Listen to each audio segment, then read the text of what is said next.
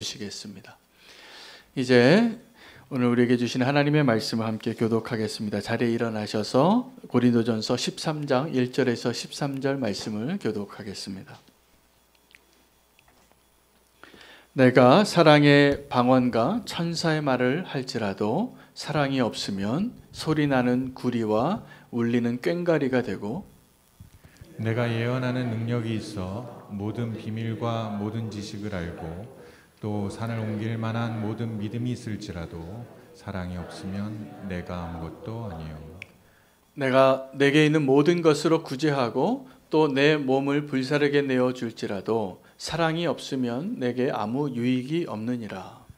사랑은 오래 참고 사랑은 온유하며 시기하지 아니하며 사랑은 자랑하지 아니하며 교만하지 아니하며 무례히 행하지 아니하며 자기의 유익을 구하지 아니하며 성내지 아니하며 악한 것을 생각하지도 아니하며 불의를 기뻐하지 아니하며 진리와 함께 기뻐하고 모든 것을 참으며 모든 것을 믿으며 모든 것을 바라며 모든 것을 견디느니라.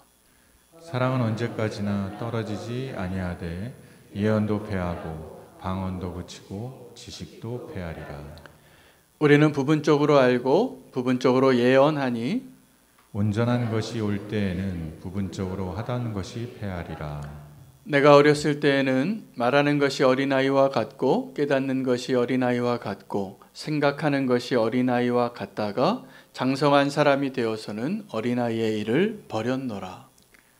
우리가 지금은 거울로 보는 것 같이 희미하나 그때에는 얼굴과 얼굴을 대하여 볼 것이요 지금은 내가 부분적으로 아나 그때에는 주께서 나를 아신 것 같이 내가 온전히 알리라. 함께 읽겠습니다. 그러므로 믿음, 소망, 사랑 이 세 가지는 항상 있을 것인데 그 중에 제일은 사랑이라. 아멘. 하나님의 말씀입니다.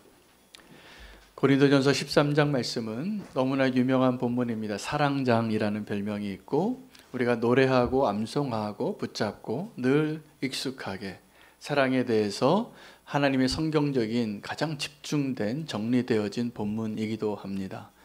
바울이 이 사랑장을 설명하게 된 이유는 교회를 세우기 위함이었습니다.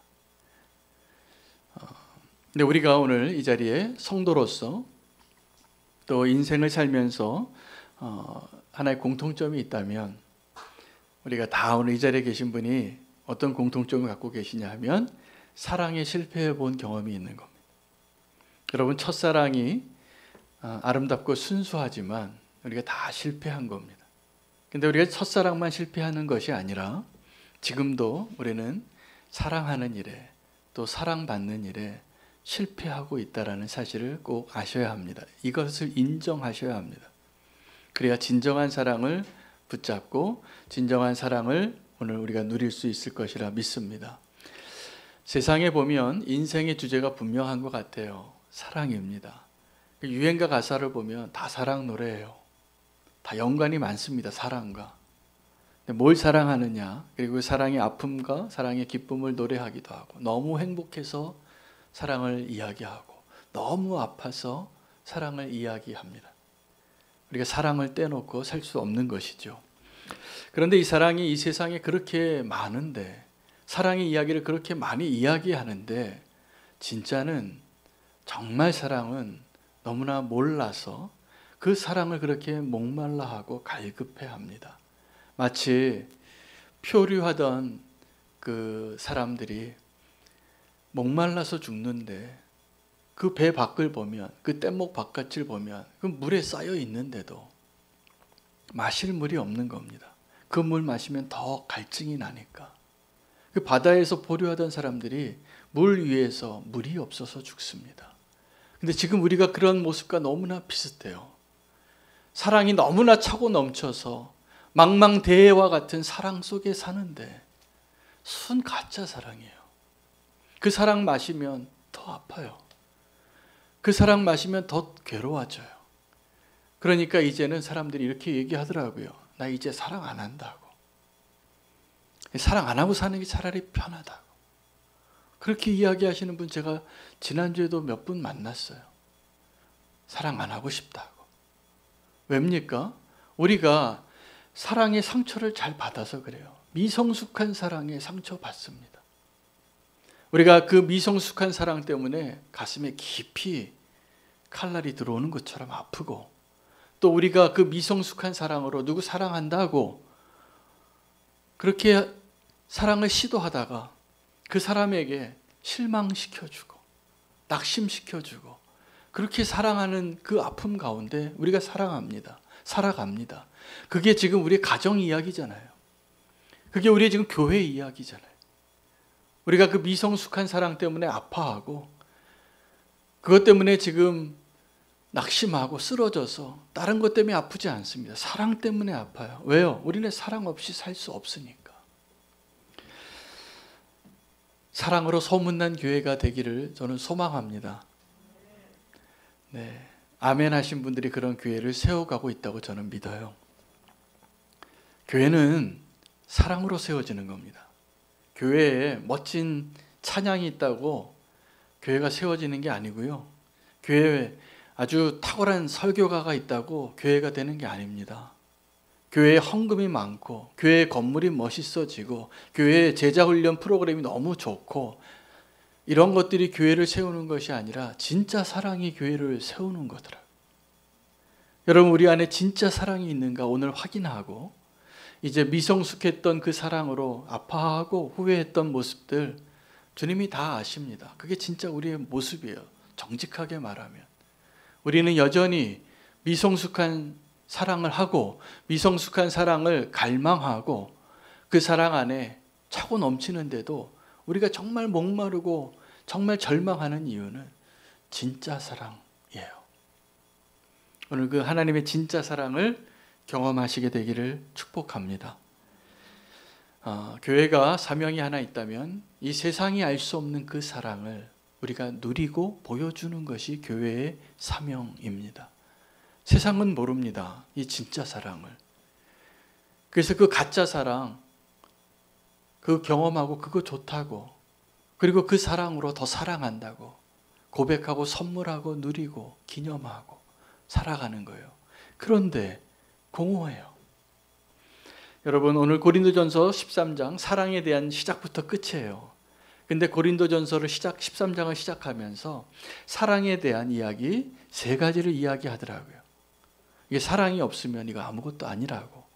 근데 사랑이 없으면 이거 아무것도 아니라고 이야기하는 3가지 주제가 뭐냐 하면 내가 천사의 말을 할지라도예요. 방언을 하고 천사의 말을 할지라도 사랑이 없으면 그건 꽹과리와 같다고. 내가 예언하는 능력이 있고 또 산을 옮길 만한 믿음이 있어도 사랑이 없으면 아무것도 아니라고. 또 어떤 사람의 이야기를 하냐면 어떤 사람이 자기에 있는 모든 것을 가지고 구제하는 거예요. 남을 돕는 겁니다. 근데 우리는 남을 도울 때 내가 쓸 거 다 쓰고 저축하고 남으면 좀 도와요. 그게 우리의 모습인데 뭐라고 이야기하냐면 내가 가진 모든 것을 가지고 구제를 하고 나의 몸을 불사르는 데 내어줄지라도예요. 여러분, 그런 사랑 본 적 있으십니까? 제가 보니까 이 바울이 지금 과장법을 쓰고 있는 것 같아요. 근데 어떤 과장법이냐면 사랑하는 것 같은 과장법이에요. 이 세상에서 가장 아름답고 가장 훌륭하고 가장 완벽하고 가장 사랑하는 모습과 같은 그 모습들인데 거기에 진짜 사랑이 없으면 무익하다고, 아무것도 아니라고, 꽹과리 같다고 그렇게 이야기하면서 사랑 이야기를 하는 겁니다. 저는 이 고린도전서 13장 1절에서 3절을 묵상하다가 거꾸로 깊은 깨달음이 왔어요. 뭐냐 하면 와, 이렇게 위대한 사랑같이 보이는 이 위대한 일들이 사랑 없이도 가능하겠구나. 여러분, 자기의 목숨을 내어주고 자기의 모든 것을 다 나누어주고 구제하는 일들, 이게 사랑 없이 가능합니까? 여러분, 누군가를 위해서 내 목숨을 불사르는 데까지 내놓는 일이 사랑 없이 가능합니까? 불가능하잖아요. 그런데 거기에다 어떤 조건을 다냐면 사랑이 없으면 그런 일을 할지라도 아무 유익이 없다고. 아무것도 아니라고. 여러분, 우리는 진짜 사랑을 찾아야 됩니다. 사랑 없이도 그 일을 할 수 있다는 건 무엇을 의미하냐면 이 세상에 진짜 사랑처럼 보이는 유사품이 많은 거예요. 2% 부족해요. 짝퉁이라고 말하죠. 값도 싸고 성능도 좀 모자라요. 근데 우리는 지금 어떤 사람들이냐면 다 그 짝퉁 걸치고 다니면서 진짜 진품을 걸치고 다니는 것처럼 살고 있는 사람들이에요. 그러니까 아프죠. 그러니까 자꾸 실망하죠. 그러니까 채워지지가 않죠. 그래서 우리는 질문해야 됩니다. 사랑을 좀 확인해 봐야 돼요. 이거 진짜인가? 여러분, 그 진짜가 아닌 사랑으로 사랑하는 사람일수록 자꾸 뭐라고 얘기하냐면 내 사랑이 진짜라고 얘기해요. 그 가짜 사랑일수록 나를 좀 믿으라고 얘기해요. 그래서 우리 소시적 연애할 때 오빠 말 믿어. 이거 다 거짓말이에요. 저 하늘의 별을 따다 주고 달을 따다 주겠다. 이거 다 거짓말이에요. 저도 그 얘기 했던 것 같아요. 별 따다 주겠다고. 제가 무슨 주제로 별을 따다 주겠어요? 무슨 능력으로? 우린 다 그런 사랑으로 행복해하고 그런 사랑으로 사랑한다고 고백하고 살아가는데 다 함량 미달의 사랑이에요. 다 모조품이에요. 우리가 말하는 사랑은. 진짜 사랑을 발견할 수 있게 되기를 축복합니다. 저는 지난 부흥의 기간 동안에 3일 동안 너무 은혜를 받았는데 다 은혜를 받았습니다. 너무 귀한 강사님들 오셨고, 근데 저에게 개인적으로 울림이 있었던 날은 셋째 날 우리 이지선 교수님이 그런 사고를 당하는 게 흔치 않은데 그 사고를 만났다고 이야기하고 그 사고로 망가진 그의 인생을 살려내기 위한 공로가 있었다면 그 어머니의 강인한 사랑이었습니다. 그 삶을 포기해도 너무나 당연할 것 같은 그 순간에 있는 딸을 향하여 결코 눈물을 보이지 않았다고. 딴 데 가서는 펑펑 울고 딸 앞에서는 힘내라고, 이거 먹으라고, 수술 받고 일어나자고. 그 고통 가운데 있을 때 그 딸이 엄마에게 그 했던 질문, 엄마 나하고 이 삶을 바꿀 수 있겠냐고. 근데 그 엄마가 주저하지 않고 당연하지, 내가 1000번이라도 바꾸지. 그 이야기를 나눌 때 그 대화를 들으면서 눈물이 핑 돌더라고요. 제가 그 말을 하는 그 모녀의 대화 속에는 그건 사람의 사랑이 아니에요. 하나님의 사랑이에요. 여러분 느끼셨을지 모르겠지만 제가 그 셋째 날 다른 강사님도 다 은혜롭게 말씀을 전해주셨지만 그 이지선 교수님 강의를 하고 자기 간증을 하는데 그 안에 하나님의 계심이 느껴지더라고요. 말 한마디 한마디에 그 태도에 그 고백에 그렇게 삶을 살기도 쉽지 않은데 저는 뭘 은혜를 받았냐 하면 그 안에 하나님의 사랑이 있구나. 그 하나님의 사랑이 살려냈구나. 여러분 그러니까 다 느껴지셨을 거예요. 여러분 교회의 사명이 뭐냐 하면 진짜 사랑을 보여주는 게 교회의 사명이에요.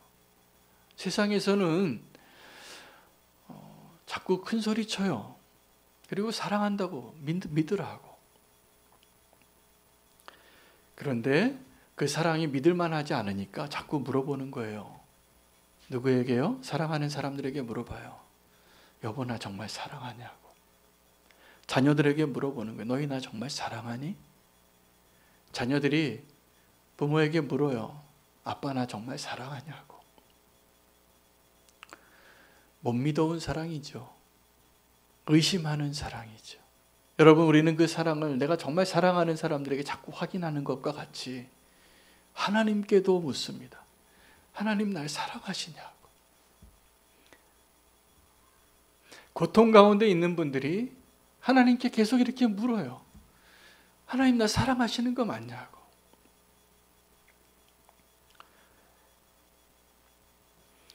그런데 사실 그 질문은 우리가 하나님께 할 질문이 아니에요. 정반대입니다. 하나님이 우리에게 질문하셔야 할 그 질문이에요. 윤호야, 네가 날 정말 사랑하니?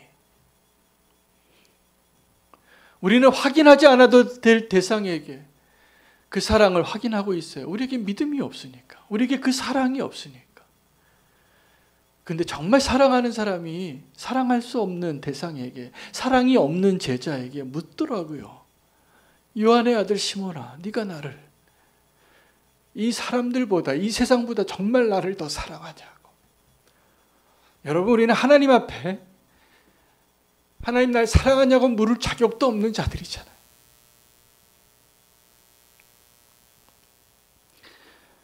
우리가 무슨 자격으로 하나님께 사랑을 묻습니까? 하나님이 물으셔야죠.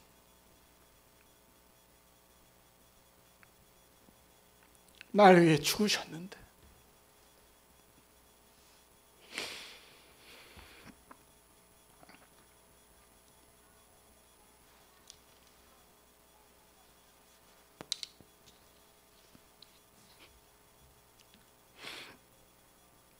우리가 자꾸 가짜 사랑에 길들여져서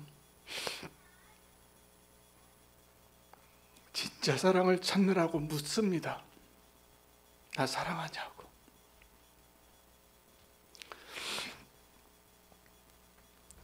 그래서 바울이 사랑에 대한 답을 알려주고 있는 게 고린도전서 13장입니다. 바울이 사랑이 무엇인가, 사랑의 정의를 15가지를 가르쳐주고 있어요. 고린도 교회 성도들에게. 왜냐하면 교회는 사랑으로 세워지는 것이기 때문에 그렇습니다. 세상이 알 수 없는 진짜 사랑.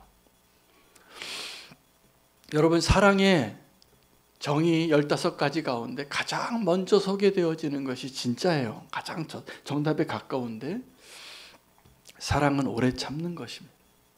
기억하십시오. 여러분, 갈라디아서 5장 22절에 성령의 열매 9가지가 나오는데, 그 성령의 열매 가운데 첫 번째 열매가 사랑입니다. 오직 성령의 열매는 사랑과 희락과 화평과 오래 참음과 자비와 양선과 충성과 온유와 절제니 그 누구도 이런 것을 막을 자가 없다고요. 왜냐하면 성령님이 역사하시는 걸 누가 막겠어요. 근데 그 성령님의 역사 가운데 첫 번째 열매가 사랑이에요. 우리가 사랑할 수 있는 힘은 성령님으로, 하나님으로 밖에 가능하지 않아요. 진짜 사랑은. 성령 충만하시기를 축복합니다. 근데 바울이 그 사랑의 정의 15가지 가운데 첫 번째가 사랑은 오래 참는 거라는 거예요. 우리가 참지를 못하고 살아요. 사랑은 오래 참고, 사랑은 온유하고, 시기하지 아니하고, 자랑하지 아니하고, 교만하지 아니하고, 무례히 행하지 아니하고, 자기의 유익을 구하지 아니하고, 사랑은 성내지 않고, 악한 것을 생각하지도 않고, 사랑은 무엇을 기뻐하느냐의 문제예요. 악한 것을 기뻐하지 아니하고 진리와 함께 기뻐합니다. 사랑은 모든 것을 품을 수 있어요. 사랑은 모든 것을 참으며, 사랑은 모든 것을 믿으며 바라며 모든 것을 견디느니라. 이게 사랑이라는 거예요. 사랑을 가장 잘 표현할 첫 번째 정의가 오래 참는 거라는 것. 여러분, 사실은 우리는 하나님의 사랑 별로 오래 참지도 못하고요. 하나님이 주신 은혜가 1000가지인데 내가 원하는 거 하나 안 주면 하나님 버리고 떠나겠다 그래요. 나 실망했다고 하나님. 근데 사실은 하나님은 이 바울이 하나님의 성령으로 충만케 되어서 오늘 사랑의 정의를 이야기할 때 하나님이 저와 여러분을 보실 때 오래 참으신 것을 이야기하는 거예요. 오늘 그 다음부터의 본문은 8절부터 모든 내용은 다 여기 오래 참음과 연관이 있습니다. 사랑은 영원합니다. 왜냐하면 하나님이 그렇게 참으시기 때문이죠. 지금도 그 말세가 계속 연기되는 이유가 뭡니까? 하나님의 사랑 때문이에요. 그 잃어버린 한 영혼 더 구원하시려고. 하나님이 그 역사의 마지막을 다 이루실 것을 이미 계획하시고 하나님의 사람들을 통하여서 예언하시고 그것을 통하여 돌아오게 하시면서도 여전히 2000년 전에도 말세라고 했는데 아직도 말세를 살잖아요, 우리가. 하나님의 오래 참음 때문이에요. 하나님의 사랑 때문이에요. 우리의 사랑은 너무나 빠릅니다. 그래서 우리 인생보다도 짧은 사랑 가운데 그냥 그거 사랑이라고. 그래서 우리 카카오톡 자기 개인 페이지에다가 지금 연애하는 청년들 보면 플러스 며칠 이렇게 써놓은 사람들이 많아요. 그렇게 별로 길지도 않은데 그것이 대견해서 써놓는 거예요. 우리 2년이나 사귀었다고. 왜냐하면 요즘은 2년도 못 사귀잖아요. 만났다가 헤어지고. 여러분, 하나님의 사랑은 영원한 사랑이에요. 우리가 어떠한 모습이든지 있는 모습 그대로를 사랑하시는 그 사랑. 여러분, 우리를 포기하지 아니하시는 그 하나님의 사랑을 우리가 정말 안다면 이제 우리의 인생은 짧지만 그 영원한 사랑을 꿈꾸는 자가 되어야 합니다. 바울이 그 사랑을 설명하면서 어린아이와 장성한 자를 비교합니다. 우리가 어렸을 때는 생각하는 것이, 말하는 것이, 사는 모습이 어린아이와 같지만 장성한 자가 되면 그 어린아이의 일을 버리느니라. 왜 이야기를 합니까? 진짜 사랑을 배우는 길이 우리가 장성한 자가 되는 데 있기 때문에 그렇습니다. 여러분, 영화관에 가면 좀 영화의 장면에 수위 높은 사랑의 모습이 있으면 또 폭력적인 장면이 있으면 어린아이들 보지 못하게 하려고 나이의 숫자에 빨간 숫자를 표시하고, 저 어렸을 때도 그 미성년자 관람불가 영화가 있었습니다. 근데 그 미성년자는 그렇게 그 미성년자 관람불가를 보고 싶어 해요. 못 보게 하니까. 근데 지금 바울이 뭘 얘기하는 거냐면 진짜 사랑은 미성년자 관람불가랑 똑같다 해요. 미성년자가 이해할 수 없는 정말 놀라운 하나님의 사랑을 우리가 이해할 수 있는 자가 되어야 이 사랑의 정의, 이 사랑의 진정한 기쁨 이해할 수 있는 겁니다. 우리는 그전에는 다 어떻게 살냐면 여전히 미성숙한 사랑의 아픔 가운데 머물러 있는데 우리가 어린아이와 같이 사랑하는 거죠. 근데 그 어린아이와 같은 그 사랑이 어떤 겁니까? 내가 원하는 거를 갖는 거예요.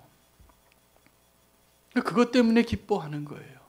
근데 장성한 사랑은 어떤 거냐면, 부모의 사랑은 어떤 거냐면 내 자식을 위해서 내 목숨을 1000번이라도 내줄 수 있는 게 그게 기쁨이에요. 부모의 사랑은 하나님의 사랑을 닮았어요. 부모가 되시는 것을 축복합니다. 이제 그 하나님의 사랑을 배우시게 될 거예요. 부모가 되면 너무 사랑하니까 그렇게 잔소리하는 걸 자녀는 몰라요. 그렇게 살지 말라고. 그 장성한 자의 사랑이 언제 어떻게 가능하냐 하면 하나님의 얼굴을 볼 수 있을 때입니다. 하나님의 마음을 알게 될 때입니다. 그래서 오늘 그 고린도전서 13장 후반부에 보면 그 어린아이의 때와 비슷한 비유로 설명을 해주면서 우리가 지금은 하나님의 얼굴을 희미하게 바라보나 마치 거울을 보듯이, 요즘 우리가 거울 성능 좋은 게 많지만 이때 당시만 해도 거울이 청동 거울이라 아무리 이렇게 막 반사율이 높아도 희미하게 보이는 겁니다. 그래서 그때는 자기 얼굴을 봐도 희미하게 보는 거죠. 근데 하나님의 얼굴도 이렇게 희미하게 보지만 언젠가 그날이 오면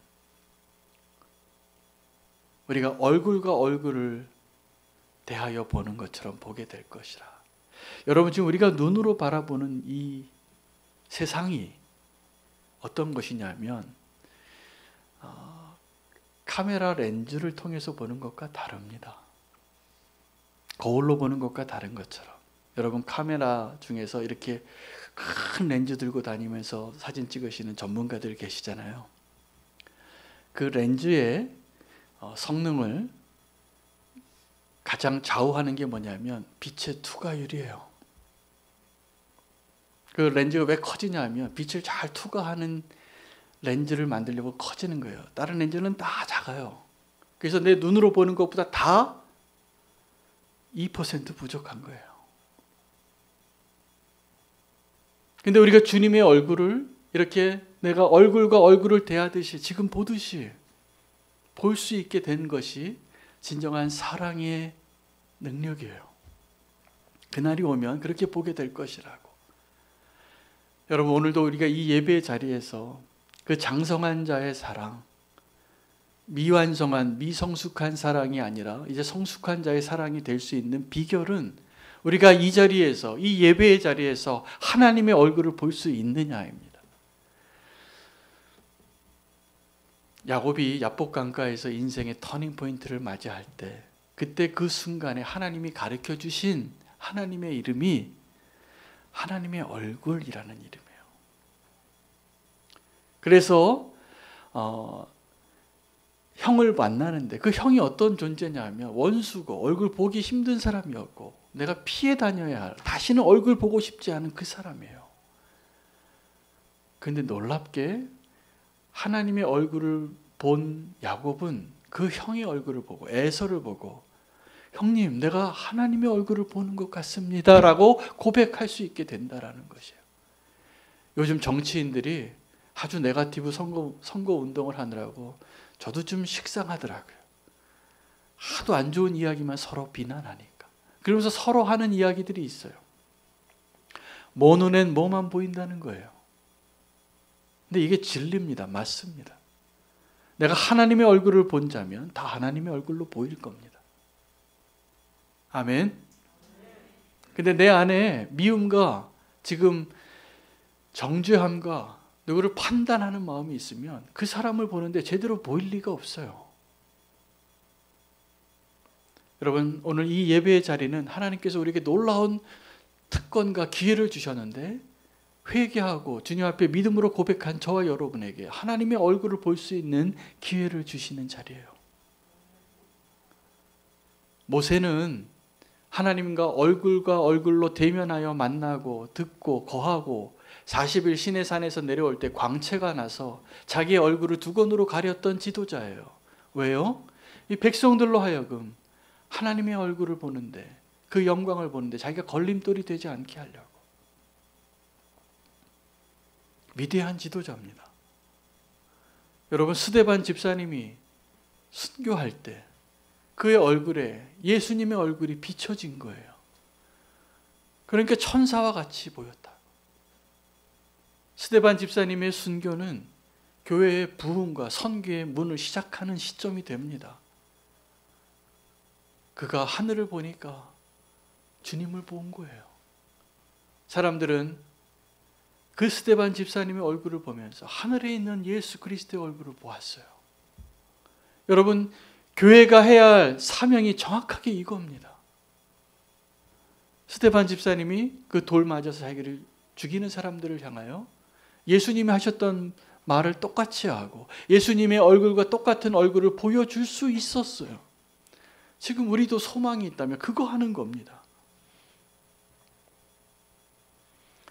하나님은 완벽주의자이세요. 그래서 율법으로 할 수 없는 그 일을 완성하는 것이 사랑으로 가능합니다. 오늘 그 사랑장의 마지막 부분에 주께서 나를 보시는 것처럼 오늘 아까 우리 그렇게 인사했잖아요. 우리가 이 미성숙한 사랑을 버리고 진정한 성숙한 사랑하는 자로 될 수 있는 그 길이 주께서 나를 보시듯이 나를 보고 그 누군가를 볼 수 있을 때 우리는 이제 진짜 사랑을 할 수 있는 눈이 열리는 거예요. 그리고 사랑과 믿음과 소망 이 세 가지는 항상 있을 것인데 그 중에 최고는 사랑이니라. 여러분, 사랑이 하나님이세요. 인생을 요약하면 그 인생의 주제가 사랑인 것처럼 하나님을 요약하면 사랑이세요. 사랑 아니면 설명이 안 돼요. 그런데 이 세상은 그 하나님의 사랑을 몰라요. 교회의 사명은 그 하나님의 사랑을 살아내고 경험하고 증거하고 보여주는 것이 교회의 사명이고, 이 교회가 세워질 수 있는 유일한 길이 그 하나님의 사랑으로 세워지는 것이어야 합니다. 율법을 요약하면 두 가지 사랑으로 요약이 되어져요. 첫째는 하나님을 사랑하는 건데, 그 하나님을 사랑하는 것이 내 생명을 다하여 목숨을 다하여 뜻을 다하여 힘을 다하여 사랑하라. 내 이웃을 사랑하는 것인데, 두 번째 요약은 내 몸같이 사랑하라. 여러분, 우리가 하나님 없이 할 수 있는 최고의 사랑, 가장 위대한 사랑은 내가 내 몸 사랑하듯이 사랑하는 것입니다. 우리가 누구를 가장 사랑할까요? 나를 사랑해요. 그래서 다 내노란불이에요. 이게 누구를 비교할 때 객관적으로 이야기해야 한다고 말하면서 쓰는 용어이지만 우리는 다 본질적으로 내노란불하는 사람이에요. 다 이기적이고 내 중심적으로, 나를 중심으로 세계가 돌아가야 한다고 믿어요. 내가 이웃을, 내 형제를 어떻게 사랑하는 게 가장 위대한 사랑이라고요? 내 몸같이, 나 사랑하듯이. 이게 불가능해요. 그래서 이 불가능한 일을 가능하게 하는 것이 하나님을 사랑해야지 그것이 가능해요. 근데 하나님을 사랑하는 것이 어떻게 사랑해야만 가능하냐면 자기를 부인하는 사랑이에요. 그래서 요구하시는 거예요. 요약해 주시면 하나님을 어떻게 사랑하라고요? 내 목숨을 내놓는 것처럼, 내 힘을 다하여 뜻을 다하여 생명을 다하여. 무슨 얘기냐면 내 목숨보다 더 하나님을 사랑하라. 나를 부인하고 하나님을 사랑하라. 이게 가능하지 않으면 절대로 누군가를 진짜 사랑하지 못합니다.